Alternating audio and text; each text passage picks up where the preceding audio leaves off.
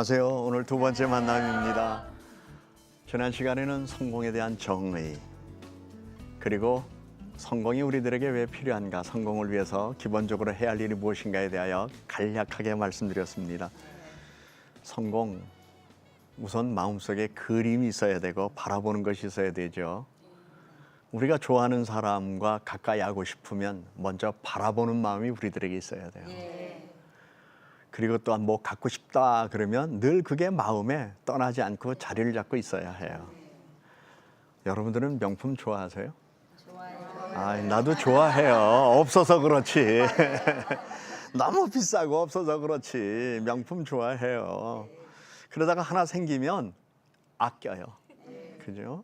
그리고 그것을 주신 분에 대한 고마운 마음을 잊지 않고.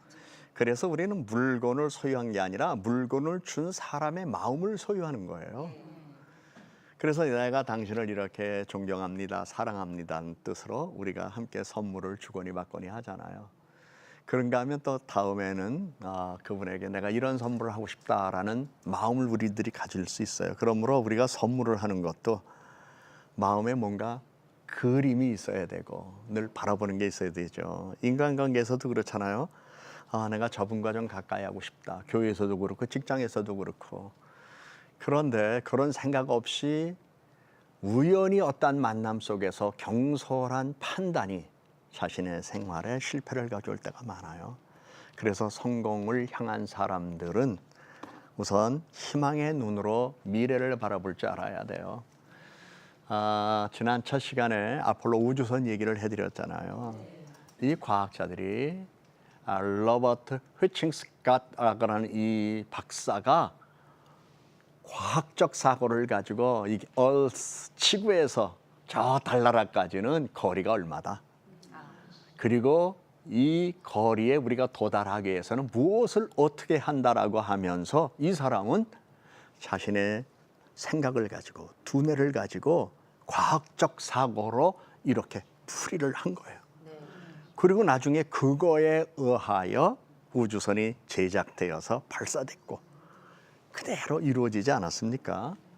그래서 우리도 세상 살아가는 동안 늘 내가 생각 속에 무엇을 담고 있느냐. 지난번에 말씀드렸죠. 우리가 가난한 이웃도 돌보고 불쌍한 사람 살피죠. 그런데 내가 가진 것이 없으면 살피기 어려워요. 물에 빠져 허우적거리는 사람 건져내려면 몇 가지 방법이 있잖아요. 보드를 타고 가서 건져온다든지 아니면 뭔가를 던져준다든지 아니면 본인이 헤엄쳐서 가서 그 사람을 구제한다든지 그래야 되는데 헤엄도 못 치는 사람이 사람 살려라는 얘기 듣고 뛰어들었다가 자기가 먼저 죽죠. 그러니까 우리는 세상 살아가면서 가난한 이웃과 또 불행당한 이웃들을 살필 때에는 내가 뭔가 있어야 돼요. 그래서 그것 가지고 우리가 가난한 이웃과 불행당한 이웃을 살필 수 있는, 그러기 위해서 내가 힘이 있어야 되잖아요. 그 힘 가운데에 첫째는 신앙의 힘이지만 신앙의 힘으로 경제의 힘을 길러야 돼요. 그 신앙의 힘으로 기술의 힘을 길러야 돼요. 그 신앙의 힘으로 경제와 기술의 힘을 기른 이후에 그 힘을 통해서 사람들에게 좋은 영향력을 미치고 많은 사람들에게 선을 베풀고 도움 주며 살아가면 그게 성공적 삶이 되는 거 아니겠어요? 그런데 문제는 힘을 기를 줄 모른다는 거예요. 기술을 축적할 줄 모른다는 게 이게 문제가 있고, 경제의 힘을 기르기 위해서는 어떻게 벌어야 하느냐는 방법도 알아야 되고, 그리고 벌은 이후에 어떻게 쓰느냐, 이것도 우리가 배워야 되는데 사실은 어떻게 쓰느냐만 우리는 교회에서 많이 배웠어요. 근데 사실은 어떻게 벌어라, 이것에 대해서는 조금 부족하지 않았나 생각하는데 저는 비교적 어떻게 벌어라에 관심이 많아요. 왜냐하면 인심이 광에서 나잖아요. 그렇기 때문에 교인들이 일단 잘 살아야 돼. 어떤 직업을 갖고 있던 도둑질 빼놓고 남에게 해를 입히고 악을 행하는 일 빼놓고는 자기가 무엇을 하든. 우리 교회 안에는 노점상 하는 분도 있어요. 그런가 하면 뭐 대리점을 몇 개 하는 분도 있어요. 회사 다니는 사람도 있어요. 그리고 아직 취업을 위하여 준비하는 분들도 있어요. 다양한 사람들이 있는데 이 다양한 사람들이 일단 잘 살아야 돼요. 여러분, 요한 3서에 이런 말씀 기억하세요. 내 영혼이 잘됨 같이 내가 범사에 잘되고 강건하기를 원하노라. 그런데 이 말은 잘 된다는 말이 뭐예요? 번영이라는 말이에요. 이 번영이란 말은 성공이라는 말이에요. 그래서 성경에는 성공이라는 단어가 구약 성경에는 좀 나오지만 신약 성경에는 성공이라는 단어가 없어요. 그러니까 어떤 분들이 얘기해. 너무너무 성공 그러지 마세요. 성경에 이런 단어가 없잖아요. 그분은 성경에 대한 해석에 뭔가 좀 모자라는 부분이 있는 거예요. 왜냐하면 성공이라는 단어나 번영이라는 단어는 똑같아요. 그러므로 내 영혼이 잘된 같이 하는 범사에 보더니 잘되기를 원하는 것은 네가 번영하기를 원한다. 그래서 이 말을 쉽게 말하면 네가 하는 모든 일이 잘 풀리기를 원한다. 하나님의 도움으로. 그래요. 우리는 하나님 도움 없으면 못 살아요. 그래서 우리는 하는 일이 하나님의 도움으로 잘 풀려야 돼요. 여행을 하면서 여러분 혹시 예상하지 못했던 일로 인하여 어려움을 겪어서 뭐 더 가야 되는데 하룻밤을 머물어야 되거나 아니면 차를 놓치거나 비행기를 놓치거나 그래서 할 수 없이 예정을 이렇게 바꾸어서 다녀본 경험이 있으신지 모르겠어요. 아, 힘들어요. 그죠? 순리대로 잘 가면, 순탄하게 잘 가면 좋은데 예상하지 못한 일이 탁 발생하면 그것 때문에 힘들어요, 마음이. 우리 인생을 살아가면서 그래서 우리는 하나님이 도와주셔서 주 안에서 형통하는 삶을 살아가야 되거든요. 그런데 어떤 이들은 이렇게 생각해요. 기독교 신앙은 꼭 형통만 강조하는 게 아니다. 그리스도의 고난, 이것이 중요하다. 물론 고난에 대한 이해도 해야 돼요. 문제는 고난을 이기고 형통한 삶을 향하여 나가도록 하나님이 우리를 격려하신다는 사실이에요. 왜 사도 요한이 밤모섬에서 계시를 받았을까요? 물론 그도 힘들고 어려웠지만 그의 마음속에는 아시아 일곱 교회에 대한 마음의 부담이 있었어요. 야, 내가 여기서 이대로 죽으면 나는 천국에 가겠지만 저 아시아에 있는 일곱 교회는 어떻게 될까? 그리고 고난과 핍박을 당하는 성도들은 어떻게 될까? 그랬더니 하나님께서 그에게 계시를 보여주시면서 그리스도가 이 세상을 다스리러 오실 것이다. 그러므로 성도들을 위로하라. 그래서 요한계시록은요, 심판을 위한 메시지는 있지만 위로의 책이에요. 예수 잘 믿는 사람들에게 위로하는 거예요. 힘내라, 용기 내라, 소망을 잃지 말아라, 믿음 지키라. 그러면 주님 나라 갈 때까지 끝까지 승리할 수 있다. 요한계시록의 말씀이 그것을 우리들에게 준 거거든요. 그것은 결국 뭐예요? 우리의 삶 속에서 끝까지 우리가 바라보는 걸 잃지 않도록 하는 하나님의 인도하심이 거기에 있다는 것을 우리는 알아야 되거든요. 그러면서 성공을 향하여 마음을 품은 사람들은 첫째 믿음을 가져야 되는데 그 첫째 믿음이 하나님은 나의 성공을 돕는다. 하나님은 나의 성공을 돕는다. 뿐만 아니라 하나님은 내가 실패한 자리라 할지라도 다시 그 자리에서 교훈을 얻고 힘을 얻고 위로를 받고 용기를 얻어서 성공하기를 원하신다. 이것을 기억하면서 언제나 하나님은 나의 성공을 돕는 분이라는 것을 기억해야 될 거예요. 그렇다면 하나님께서 나의 성공을 돕고자 이미 하나님이 준비하고 계신 분이라고 하는 믿음을 가져야 될 텐데 첫째는 하나님께서 말씀을 통해서 늘 격려하시잖아요. 저는요, 요한복음에 보면 간음의 현장에서 붙잡힌 여인, 그 여인에게 예수께서 하신 말씀이 늘 은혜가 돼요. 여인에게 이렇게 말씀하셨어요. 나도 너를 정죄하지 아니하노니 가서 다시는 죄를 짓지 말라. 그런데 당시에 그 주변에 있던 사람들은 돌을 들어서 쳐 죽여야 된다고 얘기했잖아요. 땅바닥에 예수님이 글씨 쓰셨대요. 근데 성경에 그 글씨가 뭐라고 기록되지 않았기 때문에 나도 그 글씨 뭐라고 쓰셨는지는 모르겠어요. 그러나 성경에 분명히 기록된 말씀 가운데에 나도 너를 정죄하지 아니하노니 가서 다시는 죄를 짓지 말라. 나는 이 말씀 생각할 때마다 나의 해석일 수 있겠지만 나는 이렇게 생각해요. 그래, 실패를 두려워하지 말고 이제는 가서 멋지게 살아라. 나는 이렇게 표현하고 싶어요. 정말 이제 멋지게 살아라. 왜 죄 짓고 여기 끌려왔냐. 그리고 왜 사람들한테 돌에 맞아 죽을 짓을 했느냐.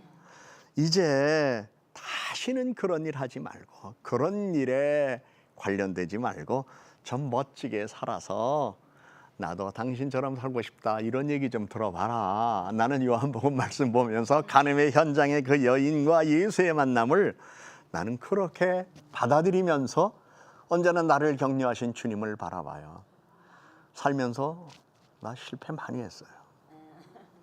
그러나 주님이 그때그때마다 교훈을 주시고 이렇게 세우셔서 지금은 정말 하나님께 감사하며 은혜에 내가 무엇으로 보답할까 하는 마음 가지고 살면서 제 주변에 어떤 분은 또 그런 얘기를 하시네요.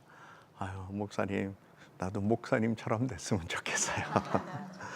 그래서 그 얘기를 들으면 그래요? 이렇게 제가 으쌰하고 뽐내는 게 아니라 첫째는 하나님께 감사하고 나 같은 실패자를 들어쓰셔서 이러한 삶의 모습을 보여주심으로 세상에서 실패한 많은 사람들에게 희망을 갖고 살아가도록 나를 이용하시는 하나님 얼마나 감사한지 몰라요.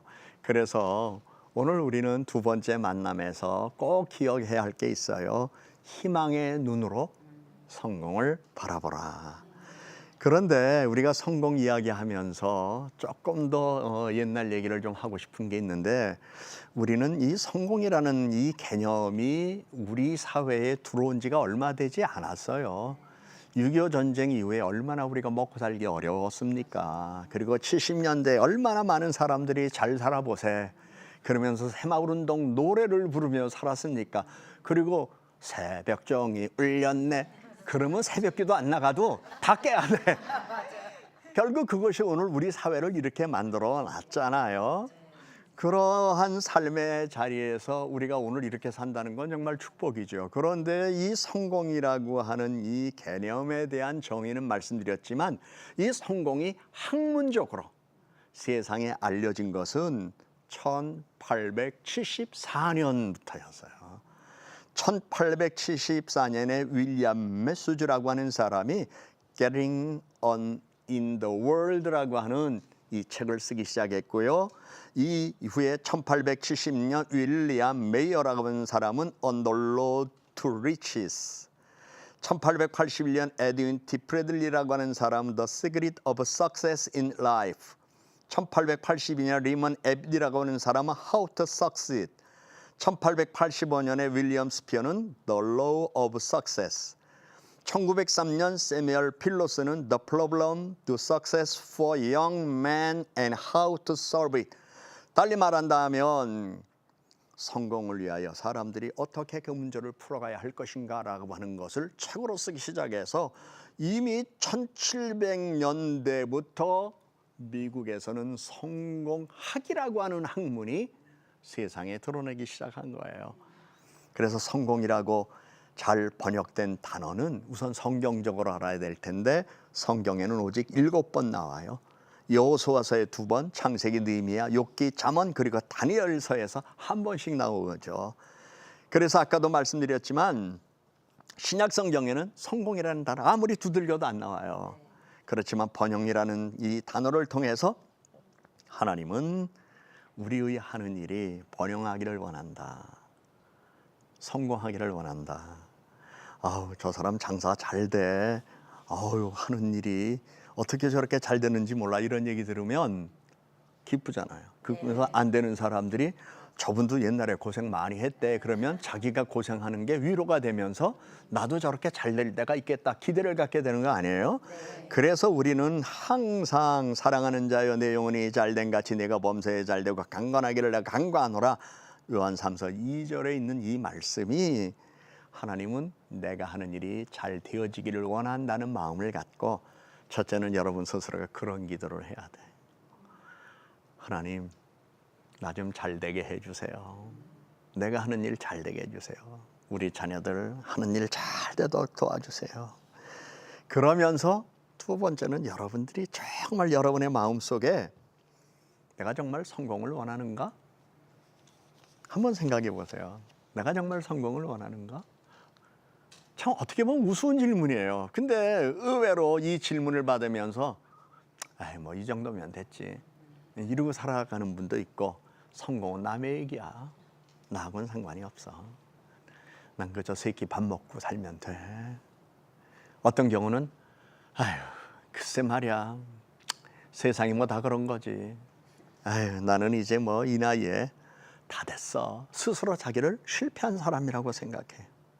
그래서 의욕도 없고 기력도 찾지 못해. 그리고 보다 보니까 의외로 많은 사람이 자기 안에 성공을 꿈꾸고 있지 않아요.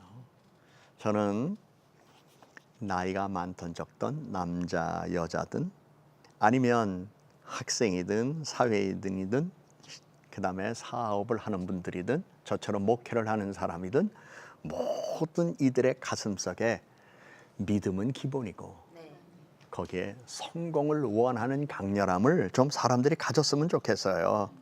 그래서 성경에 보면 우선 다니엘이라는 사람을 생각해 보세요.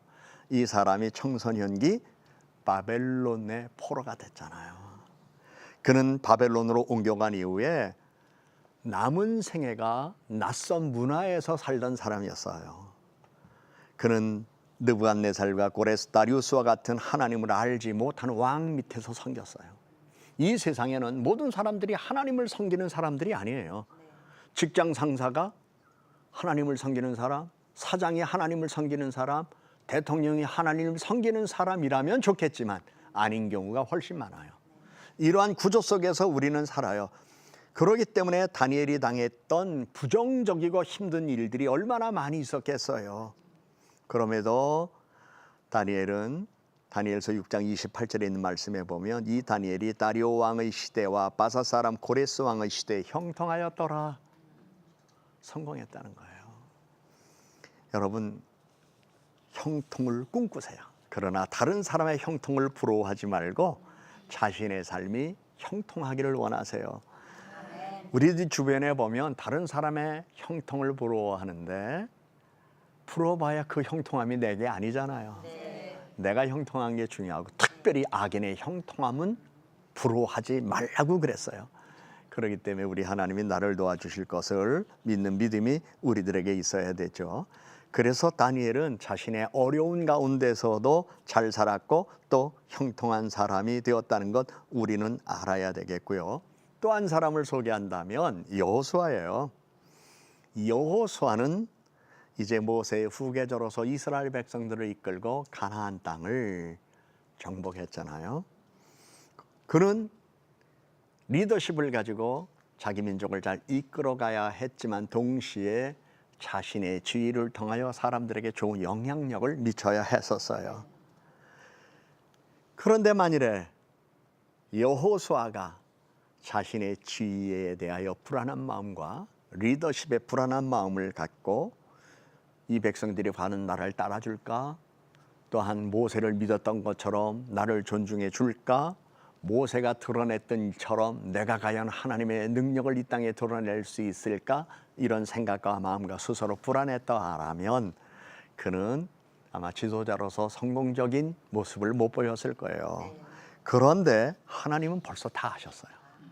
그래서 여호수아 1장에 보면 두려워 말라 담대하라. 내가 모세와 함께 있던 것 같이 내가 너와 함께 한다.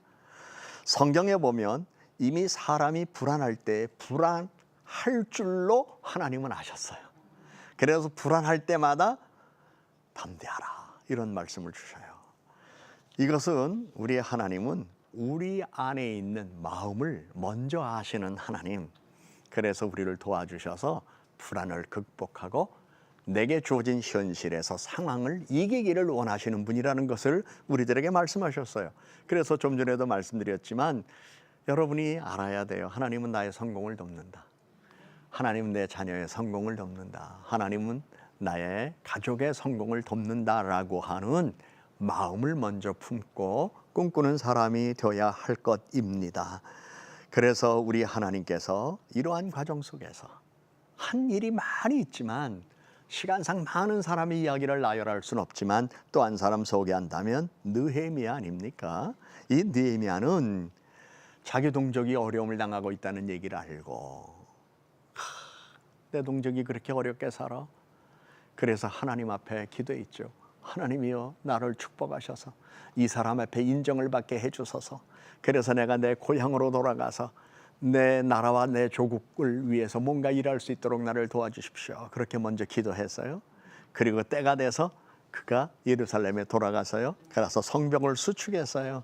성경에 많은 말씀이 있는데 그 말씀을 쭉 읽어보면 그의 생애에 늘 지지하는 사람만 있었던 건 아니에요. 산발랏 같은 사람들이, 도비아 같은 사람들이 방해를 했잖아요. 그가 그 방해를 이기고 제거하고 그리고 하나님께서 자신에게 주신 그 꿈을 이루는 모습이 느헤미야에 잘 기록되어 있는데 우리는 거기서 하나 깨달아야 돼요. 성공을 향하여 나아가고 마음에 품어도 우리 앞에 예측하지 못한 장애가 나타날 수 있다. 그래도 하나님은 우리를 도우신다. 그래도 하나님 우리로 하여금 성공을 성취하는 경험을 할 수 있도록 우리를 도와주시는 분이시다.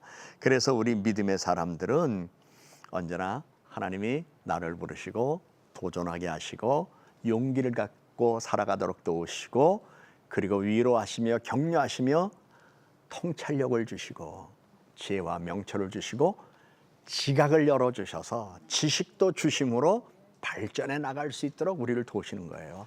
그래서 여기 보시면 아까 우주선 보여드렸었잖아요. 아폴로 투 더 문. 이 우주선이 저 달에까지 도착하는데요. 이게 믿음과 함께 과학적 사고가 필요한 거예요. 많은 사람들이 신앙적 사고만 갖고 살아요. 특별히 우리 기독교인들은 주여 믿습니다. 믿습니다. 자전거 타고 페달을 젓지 않고 앞을 향하여 두 눈을 긋고 핸들을 잡고 발을 굴리지 않고 중심을 잡지 않고 기도만 한다고 자전거가 가나요? 자전거를 타려면 무슨 균형 잡는 것도 배워야 되고 그리고 균형 잡은 다음에 페달을 돌려야 이게 앞으로 나갈 거고 핸들을 잡고 앞에 뭐가 있는가 없는가 잘 봐야 될 거잖아요. 그러면서 영으로는 주여 도와주시고 막히는 일이 없게 하시고 잘 가도록 도와주소서라는 마음을 품고 이미 기도했지만 살피면서 가는 거 아니에요? 여러분, 저는 우리 그리스도인들에게 조금 부족한 것 하나 이렇게 딱 집어보라면 과학적 사고를 무시하는 것. 신앙적 사고 절대적으로 필요해요. 과학적 사고를 무시하지 마세요. 성공이란 신앙적 사고 플러스 과학적 사고의 결실이라는 것도 우리가 알아야 될 거예요. 마지막으로 한 가지 실제적인 예를 생각해 봐요. 어린아이가 세상에 태어났습니다. 이제 모유를 먹이는 분도 있지만 우유를 먹이는 분이 있잖아요. 아이가 세상에 태어났는데 요에 이렇게 뉘어놨어요. 근데 애가 우는 것 같아. 그래서 우유를 타다 이렇게 우유병에다가 이렇게 물려주고 아이가 조금 힘이 있으면 손으로 자기가 우유병을 이렇게 잡고 마셔요. 근데 우유병이 요새는 조그만 거 예쁜 것도 많이 나왔는데 옛날에는 우유병 왜 이렇게 커? 그러니까 그거 가지고 쩍쩍쩍쩍 빨아먹다가 우유병에 무게가 쏠려가지고 떨어졌어. 그럼 이 아이가 가만히 있던가요? 울어요. 처음엔 자기 손으로 뭐 이렇게 더 할 수 있는 데다가 안 잡혀. 그럼 울어요. 그러면 엄마가 와서 다시 그걸 이렇게 넣어주면 쪽쪽쪽쪽 빨아먹고 세곤세곤 좀 이따 잠들어요. 사람에겐 욕구가 있어요. 이 욕구는 중립적이에요. 다만 그것을 선한 쪽으로 또는 악한 쪽으로 어느 쪽으로 방향이 가느냐의 문제에서 우리의 과학적 사고를 선한 욕구를 발전하는 쪽으로 돌려 믿음을 갖고 살아가면 성공은 남의 것이 아니라 나의 것이다라는 거 꼭 기억하셔서 여러분 오늘 두 번째 강의 희망의 눈으로 성공을 바라보자 라는 것으로 오늘 여기서 마무리 짓도록 하겠습니다. 여러분 감사합니다.